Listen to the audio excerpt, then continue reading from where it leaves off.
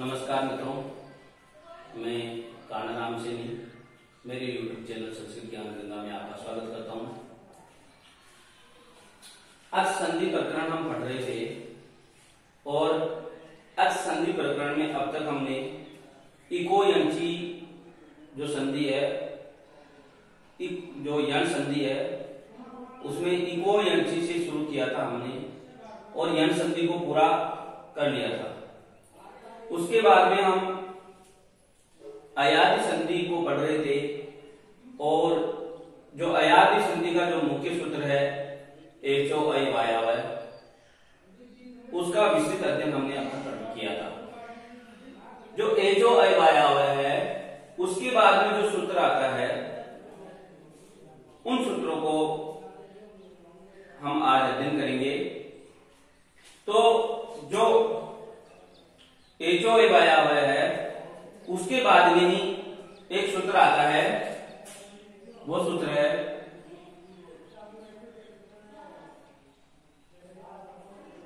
वांतो ही प्रत्यय, वांतो ही प्रत्यय। यह सूत्र क्या कहता है कि वांतो यानी वह यस्य अंत स वांतो, यानी ऐसा शब्द जिसके अंत में वह हो वो वांत कहलाएगा। तो अब तक हमने जो एज थे हमारे ए ओ आई औ, हमने एज 4 पढ़े थे एचो अय वायवय इस सूत्र के द्वारा, और इसके बाद में इसके स्थान पे किया था हमने अय औ आय और आव। ये इस प्रकार से हमने एचो अय वायवय सूत्र के द्वारा हमने कर रहे थे। वो एचो अय वायवय जो सूत्र था वो सूत्र कह रहा था कि एचो के स्थान पर क्रमशः ए अय औ आय और आव आदेश होता है अच्छी संहितायाम विषय अच आदि होने पर, ऐसा सूत्र कह रहा था। तो उसके बाद में जो ये सूत्र पढ़ा गया है वांतो ही प्रत्यय, इस सूत्र की क्यों आवश्यकता पड़ी? क्योंकि ऐसे और भी शब्द बच गए जिनके द्वारा एचो अय वायवय सूत्र से जो रूप है वो सिद्ध नहीं हो रहा था, इसलिए इस सूत्र को कहना पड़ा पाणिनि जी को। तो इस सूत्र को हमें समझना है तो सबसे पहले वांतो इसको समझना पड़ेगा। वांतो क्या है, वांतो का क्या अर्थ है? ये वांतो का अर्थ होता है वह ऐसा पद जिसके अंत में वह हो, वैसे जिसका अंत होता हो। तो यहां पर जो अपन कह रहे थे इनमें 2 वांत है और 2 यांत है। ध्यान से देखने पर जो आदेश कर रहे थे हम, तो यहां पर जो पाणिनि जी का जो वांत जो कहने का अर्थ है वो अव और आव से नहीं है, क्योंकि अव और आव को यदि हम देखेंगे तो ये दोनों के अंत में वह आ रहा है, इसीलिए ये क्या कहलाए? वांत। ये क्या कहलाए? दोनों वांत। ये दोनों वांत है क्योंकि इन दोनों के अंत में वह आ रहा है, इसलिए ये दोनों वांत हुए। और तो जो 2 बचे हैं अय और आय, ये दोनों के अंत में यह आ रहा है, इसलिए ये कहलाएंगे यांत। तो यहां सूत्र में पढ़ा गया है, वो पढ़ा गया है वांतो, यानी जिसके अंत में वह हो वो आदेश हो जाएगा। आगे कहा गया है ही प्रत्यय। तो एचो अय वायवय जो सूत्र है उसमें हमने देखा था वृत्ति में कि अची बाद में अच हो तो आदेश कर रहा था वो एचो के स्थान पर क्रमशः ऐ, औ, आय और आव आदेश कर रहा था, परंतु यह सूत्र यह स्थिति नहीं रखता है, बाद में अच को नहीं मांग रहा। यह सूत्र मांग रहा है कि यदि बाद में यकारादि प्रत्यय हो, ऐसा प्रत्यय जिसका आरंभ यह इस वर्ण से होता हो, तो ऐसे प्रत्यय बाद में हो तो जो ओ है उसके स्थान पर वान का आदेश हो जाएगा अब, और जो ओ है उस ओ के स्थान पर वान का आदेश हो जाएगा आव। तो इसको हम समझने के लिए पहले इसकी जो वृत्ति है उसको लिख लेते हैं, फिर बाद में हम समझेंगे। तो इस सूत्र की जो वृत्ति लिखी हुई है वो ऐसे है कि यकार आदि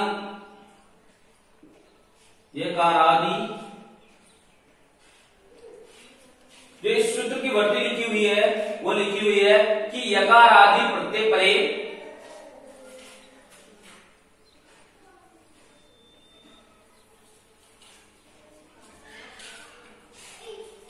यकार आदि प्रत्यय परे ओ दो तोरव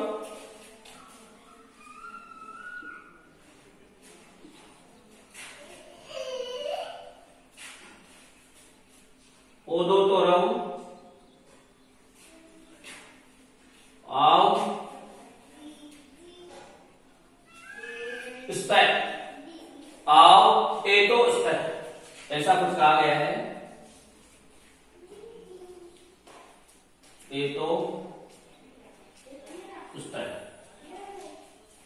तो जो ये कह रहा है इस सूत्र की वृत्ति द्वारा हम अब इसको समझते हैं कि यकार आदि प्रत्यय परे, यानी यकार आदि प्रत्यय ऐसा प्रत्यय जिसका आदि वर्ण यानी पूर्व का वर्ण य से शुरू हो, ऐसे प्रत्यय के बाद में रहने पर ओत, यहां पर जो कहा गया है उसका विखंडन करके लिखता हूं मैं, ओत और औत, ये दो चीज कही गई हैं, ओत और औत। जो यहां पर जो तय का प्रयोग किया गया है वो संदेह का निवारण के लिए कहा गया है, हमें संदेह न हो इसीलिए। तो ओ के स्थान पर अब और औ के स्थान पर आव आदेश हो जाएगा। तो जो ये वांत कहा गया है तो पाणिनि के द्वारा वांत से उनका अर्थ अव और आव से है, ये दोनों वांत से हैं, और ये प्रत्यय जो कहा गया है उसका अर्थ यहाँ पर स्पष्ट दिया हुआ है कि ऐसा प्रत्यय जिसका प्रथम वर्ण य से आरंभ हो, जिसका प्रथम वर्ण यह हो। तो यदि हम इसका उदाहरण दें, यदि हम इसको दूसरे प्रकार से समझते हैं तो यदि ओ हो और औ और उसके बाद में यकार आदि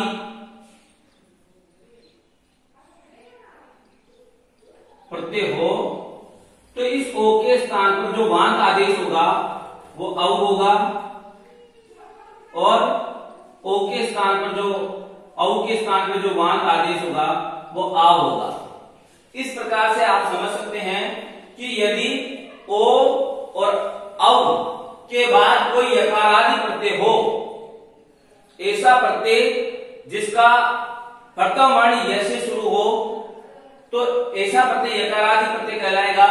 तो यदि ओ और औ के बाद यकारादि प्रत्यय हो तो ओ के स्थान पर औ आदेश हो जाएगा और औ के स्थान पर आव आदेश हो जाएगा। ये सूत्र की पूरी व्याख्या हुई। अब इसको हम उदाहरण के द्वारा समझते हैं कि जो शब्द दिया हुआ है वो है गव्यम।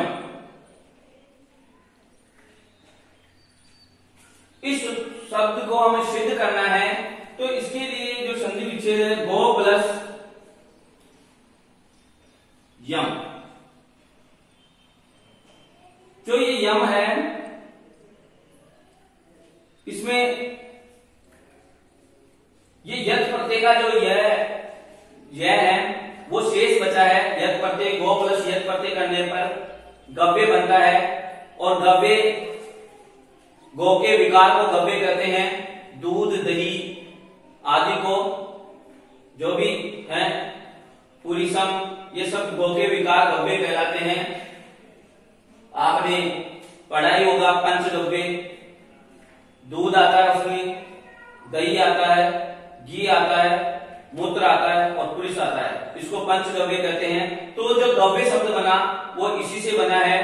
तो जो गो है और गो से यत् करने पर यह बचता है और फिर विभक्ति करने पर गव्य ऐसा रूप बनता है। तो जो संधि विच्छेद होगा वो गो प्लस यम इस प्रकार से होगा।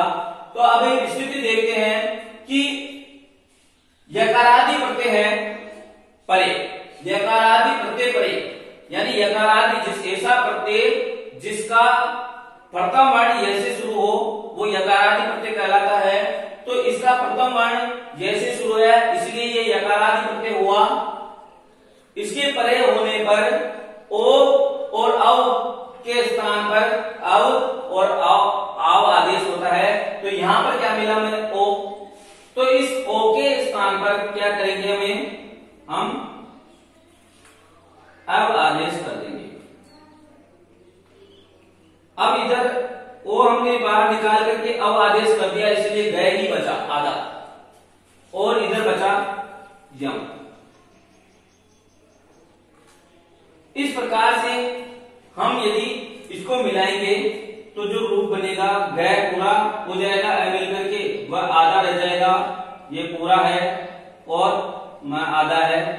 इस प्रकार से गव्यम जो रूप बनेगा वो ये हमारा गव्यम जो रूप है वो सिद्ध हो जाएगा।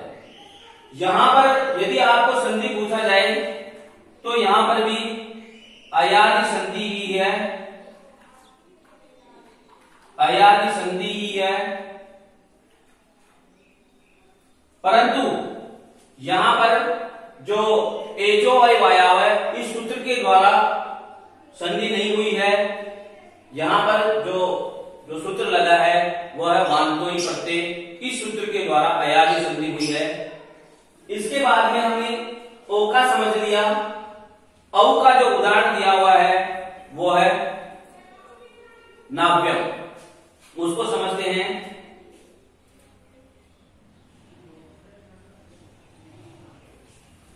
नाव्यम इस का विच्छेद करने पर 9 प्लस यम ऐसा होगा। यहां पर भी यत् प्रत्यय का प्रयोग किया गया है 9 से और फिर विभक्ति लगा करके मैं आया है, इसीलिए ये यकारादि प्रत्यय हुआ। यम यह में जो यह आ रहा है ये यत् प्रत्यय का यह है, इसीलिए ये यकारादि प्रत्यय हुआ। और इससे पूर्व औ का प्रयोग होने के कारण जो औ है उसको हम बाहर निकाल लेंगे और आव आदेश हो जाएगा। इधर बचा न आधा, क्योंकि हमने औ को बाहर निकाल लिया था। और इसके बाद में जो बचा है यम। अब यदि हम यहां पर मिलाएंगे तो जो हमारा रूप है नाव्यम वो रूप बन जाएगा। न में आ मिलकर के ना हो जाएगा, वह आधा ही रह जाएगा, यह पूरा है और उसके बाद में मैं है आधा। इस प्रकार से ये दोनों रूप हैं गव्यम और नाव्यम। यहां पर भी अयादि संधि है,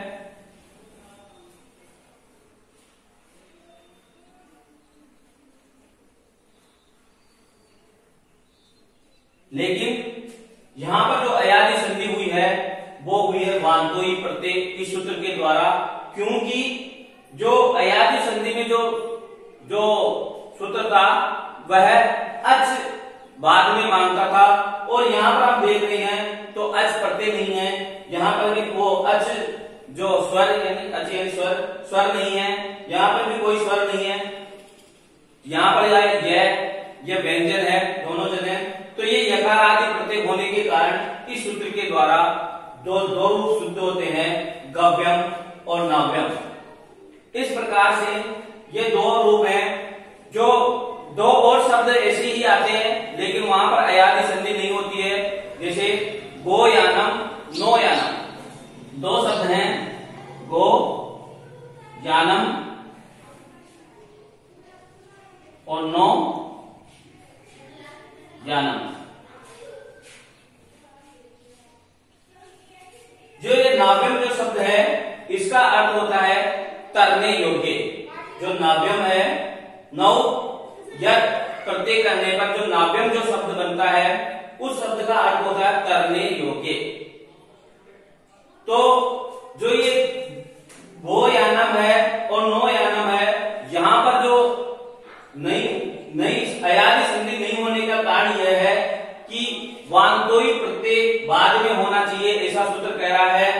यह तो है लेकिन ये प्रत्यय का यह नहीं है, यहाँ पर ये एक यान जो शब्द है वही है। प्रत्यय का होता तो यहाँ पर भी कुछ होता, लेकिन यहाँ प्रत्यय का यकार नहीं है दोनों ही शब्दों में, इसीलिए यहाँ पर अयादि संधि दोनों जगह लागू नहीं होगी। इसीलिए ये दो जो आपके जो ये उदाहरण थे वांतोई प्रत्यय के, ये मैंने समझाने का प्रयास किया है। यहाँ दोनों ही जगह पर अयादि संधि है, आपको ऐसा ही करना है। यहाँ पर अयादि संधि ही है, लेकिन जो अयादि संधि हुई है वो इस सूत्र के द्वारा हुई है, वांतोई प्रत्यय के द्वारा। इसके बाद में कुछ और शब्द था और वो प्रचलित था और उसको भी उपयोग में आ रहा था। वो शब्द दिखने के कारण जो कात्यायन मुनि है उन्होंने एक वार्तिक लिखी और इसके बाद में एक वार्तिक दी हुई है, उससे भी एक शब्द का रूप सिद्ध होता है, उसको भी हम समझ लेते हैं।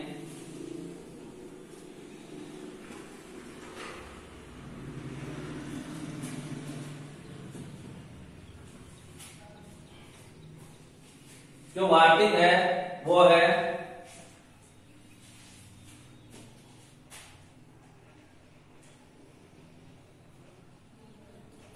अद्भुत परिमाण से।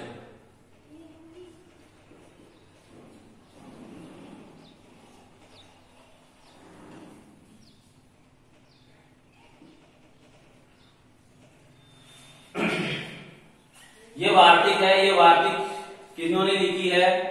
कात्यायन मुनि ने लिखी है। ये ध्यान रखना, कात्यायन मुनि का दूसरा नाम वररुचि भी है। ये एक बार पूछ लिया गया था परीक्षा में कि कात्यायन मुनि का अपर नाम क्या है, तो उनका अपर नाम वररुचि है। वररुचि कात्यायन भी इनको कहते हैं।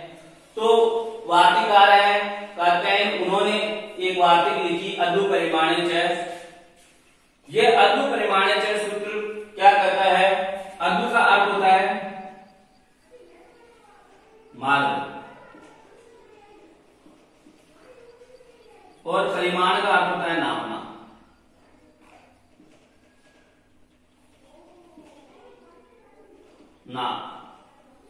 यदि मार्गवाची शब्द से नापने का प्रयोग किया जाए, ऐसा शब्द जिसको मार्ग को नापने का अर्थ प्रकट हो, तो ऐसे शब्द के परे होने पर भी ये सूत्र कहता है कि ऐसा शब्द, यह सूत्र वांतोई प्रत्यय इस शब्द के बाद में, इस सूत्र के बाद में पढ़ा गया है। वांतोई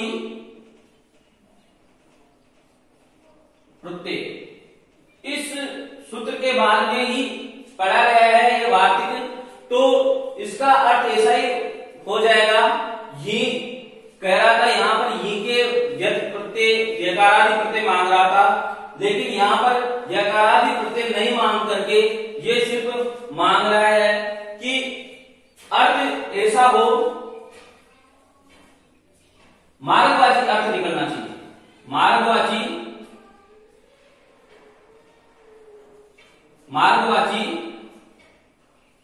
परिमाण अर्थ निकलना चाहिए। ऐसा शब्द यदि बाद में हो मार्गवाची परिमाण अर्थ वाला, तो ऐसे शब्द से पूर्व यदि ओ और अव हो तो उनका भी अव और आव आदेश हो जाता है।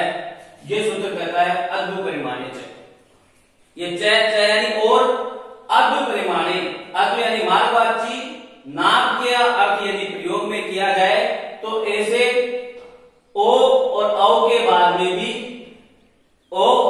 के स्थान पे भी वांत जो आदेश है वो हो जाते हैं।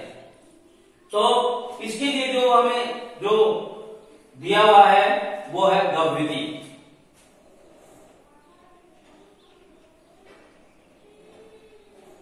गव्यति शब्द का अर्थ होता है दो कोष, दो कोष। अब ये जो मार्गवाची जो शब्द अर्थ बन गया है, इसका अर्थ मार्गवाची परिमाण अर्थ बन गया है। ये दो कोष मार्ग को नापने का काम में लिया जाने वाला शब्द है। प्राचीन काल में ऐसे शब्दों का उपयोग करते थे।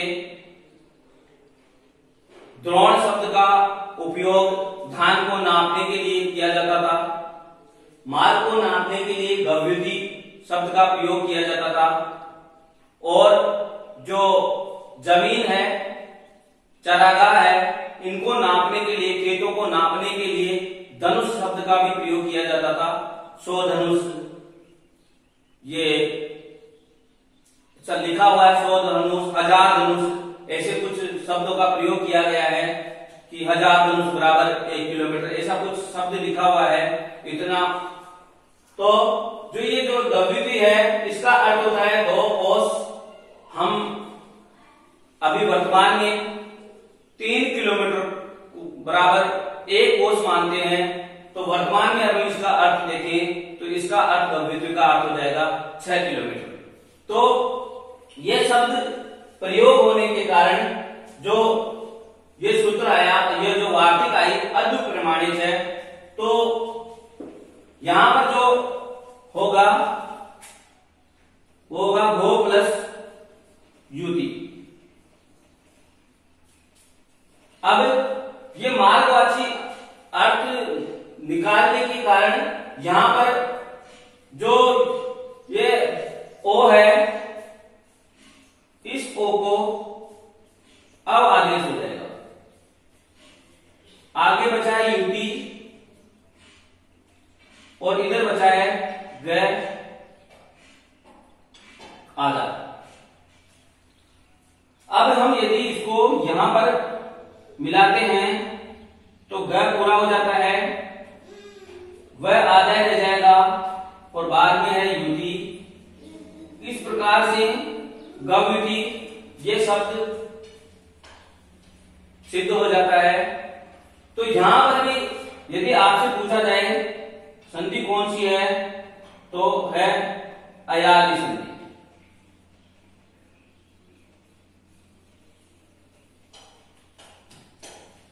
परंतु जो ये गव्यति जो शब्द है वो एचोअय वायावय इस सूत्र के द्वारा नहीं हुआ है।